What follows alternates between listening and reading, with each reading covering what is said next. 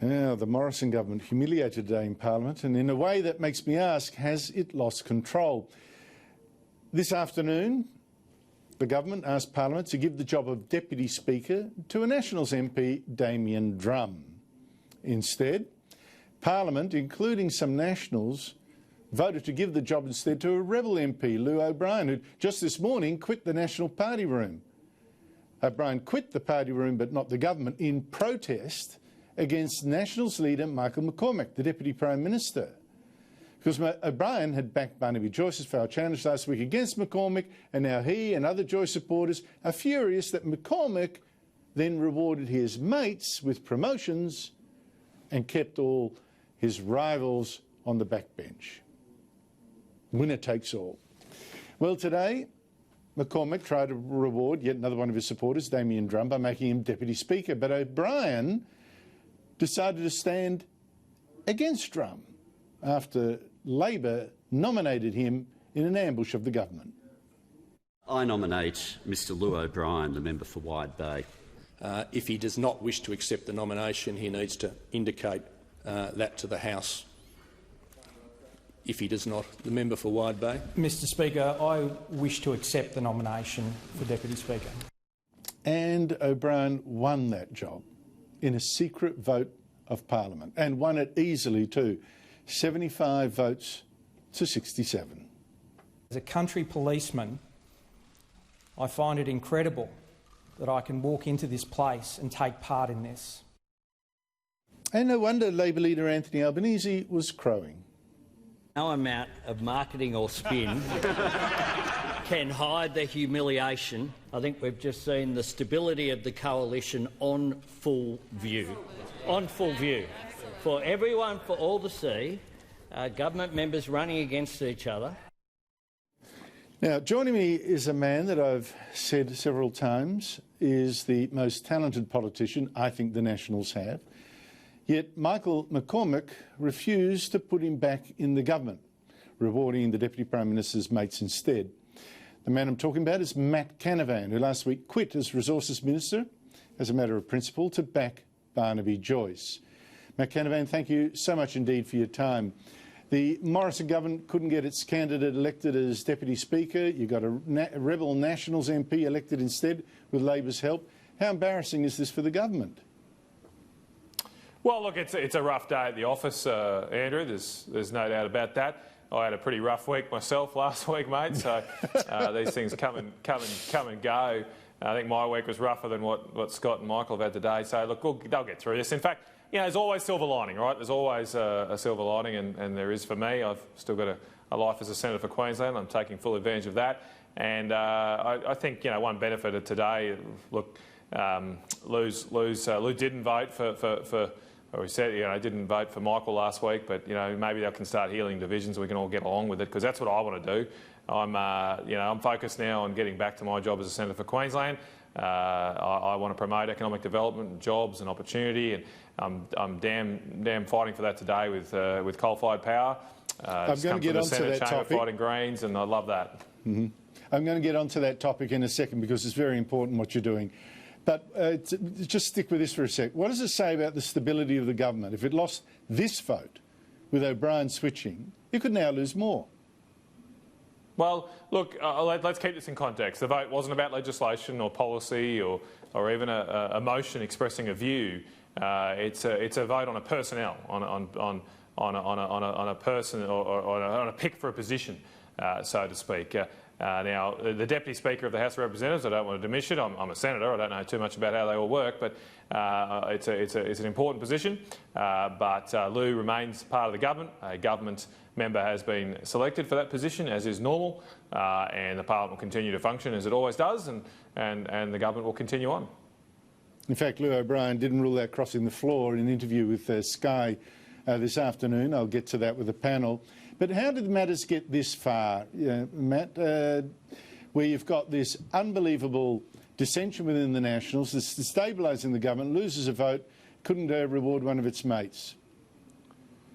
Well, look, I mean, I can't diagnose that myself. It's an unfortunate series of events over the last week, but you know, what can you do but just get on with it now? That's what I've got to be focused on.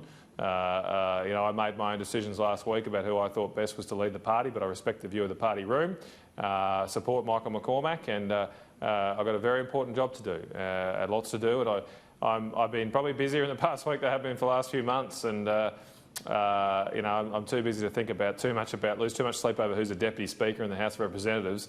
I'm much more interested in getting this coal-fired power station going in North Queensland, continuing to support the development of our great state, pushing back on the outgrowth of green tape that is choking particularly our farmers and their aspirations and opportunities, and supporting families and making sure they can survive and provide for their children. Last question before I get on to indeed those issues.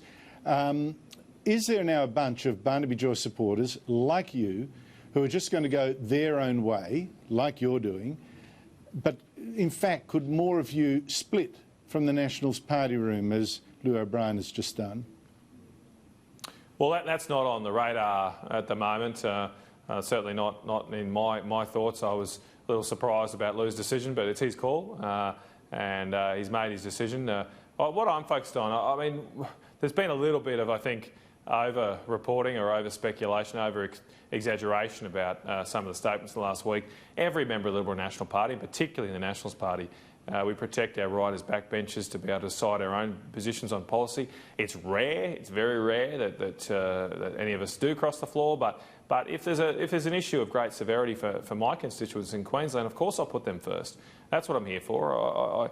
I wouldn't spend this much time away from my family and all the costs of it if it weren't for trying to do something better for the people of Queensland, and that's what I'll focus on doing.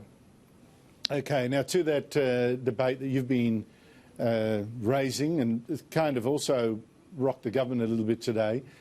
You've called again for the government to get behind building a new coal-fired power station in Queensland. Why is that?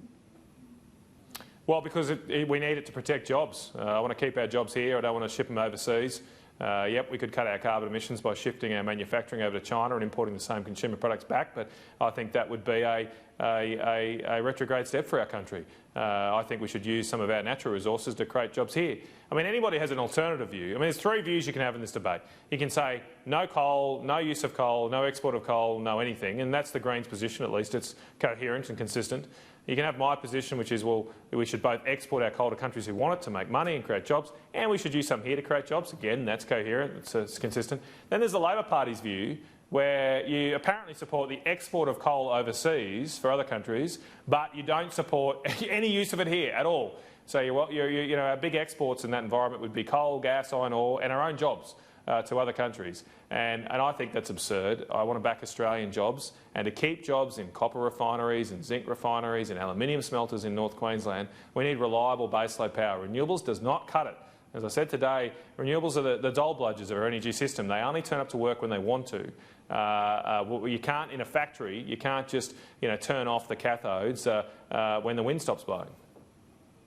Well, you were backed today by another Joyce supporter, George Christensen. There's a pattern emerging here.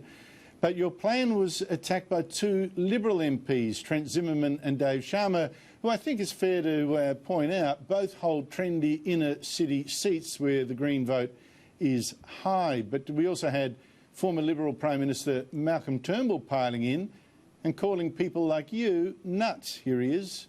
Those people who are advocating that the government should fund coal-fired power are basically making a case for higher emissions and higher energy prices, and that is nuts. Your response? Well, the first point to make is the government's policy is to support the development of the business case at Collinsville. We took that, the Collinsville coal-fired power station, we took that policy election. So, look, Trent and Dave and others are free in the coalition to express their own opinions as backbenchers, but their views are inconsistent with the government policy that we took to the election last year and we were elected on it. The second point to make is Malcolm. Look, I welcome his views. Good luck to Malcolm. He's welcome to have his views. In fact, I hope that Malcolm keeps expressing those views and that maybe come around the next election he can lead a convoy, let's say, up to Collinsville and can have a rally up there and campaign against a coal-fired power station. I think that would go down very well to have Malcolm's motorcade come up to North Queensland and tell us all why we shouldn't be using our own product, which we export overseas, to create jobs here. Well, obviously you're running into a lot of opposition from people who are very strong-minded about, you know, global warming, etc., need to cut our emissions, etc., etc. So I'm not sure how far you'll be able to take this. How is this debate actually going to end? How far would you go to push it? Well, let's see how this business case goes. There's a strong primary case for it here. We have had 2 reports in the last few years say that a coal-fired power station in North Queensland makes sense and would lower power prices. One of those reports was commissioned by the Queensland Labor Government's Department of Environment and Energy.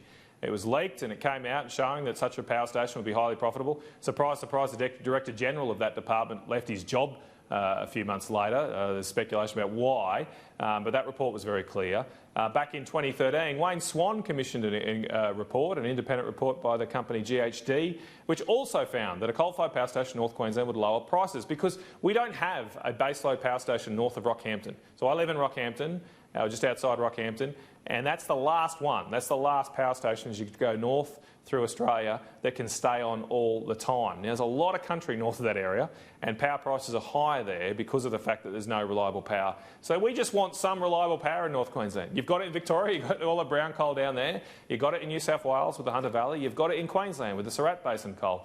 Why can't we have one in North Queensland too?